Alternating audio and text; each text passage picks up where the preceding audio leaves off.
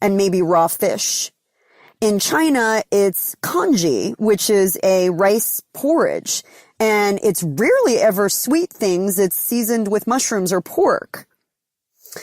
In Egypt, the country that I was raised in, that I'm from, it's something called ful medemmes, and I have the recipe for it in my new book, Eat Like You Give a Fork. It's one of my favorite things on the planet, but it's stewed brown fava beans, and we serve it with hummus or tahini, maybe some hard-boiled eggs, pickled turnips. I mean, it's savory. It's all savory.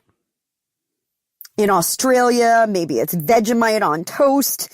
In India, it could be lentils. It could be, a dal lentil soup or maybe lentil dosas. In Uganda, they eat cow organs for breakfast, y'all. In the Bahamas, it's spicy prawns and grits. In Peru, it's ceviche. So here's my point. I just named off a bunch of different countries and what they eat. Did you get sugar in any of those? No. But walk into a typical hotel breakfast buffet, and what do you see? You can get stacks of pancakes and cornflakes and chocolate milk and Danish and muffins and waffles and pound cake and juice to wash it down, and then find yourself in a sugar coma. So it's about choice. You can recondition when your choices change. And it can change as easily as somebody who grew up eating sea vegetables and raw fish in Japan can easily acclimate to a sugary American diet in a heartbeat. Right? So, I want you to flex your tongue like a champ. That tongue has a mind of its own, and it'd be dipping in that sugar and salt lick all day. But you have the ability to wake it up. You can wake it up from hibernation, and you can train it to be the strongest muscle in your body. When you retrain your taste buds, you retrain your brain. Like I said, the tongue wags the brain.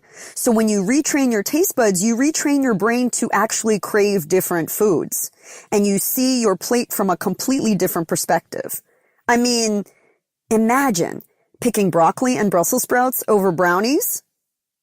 I know you're like, Mareya, are you kidding me right now? Yes, it can happen.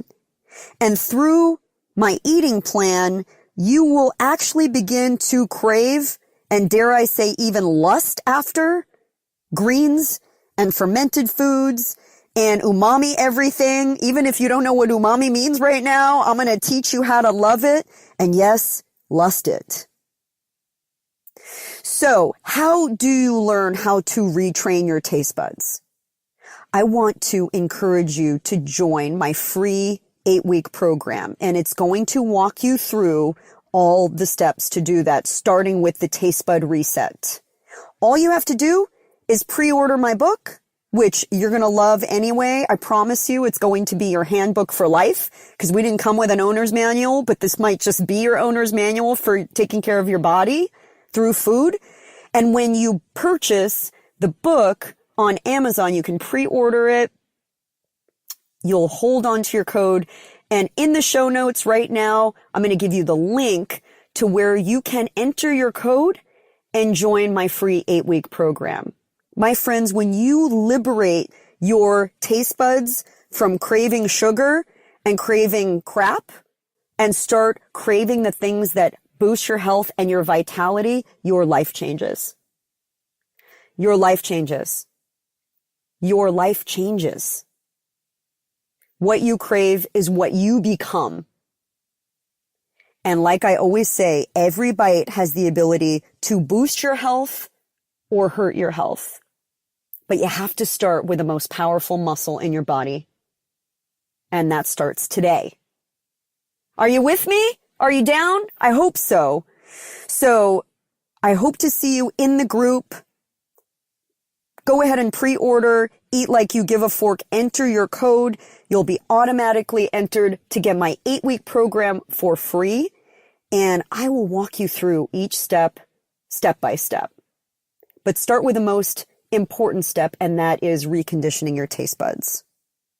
Thank you guys for listening to this episode of Recipes for Your Best Life.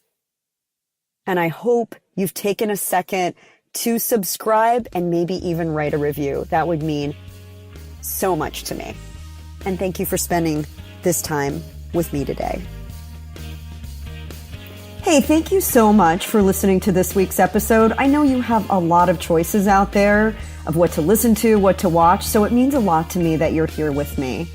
And hey, if you love this content, would you hit the subscribe button?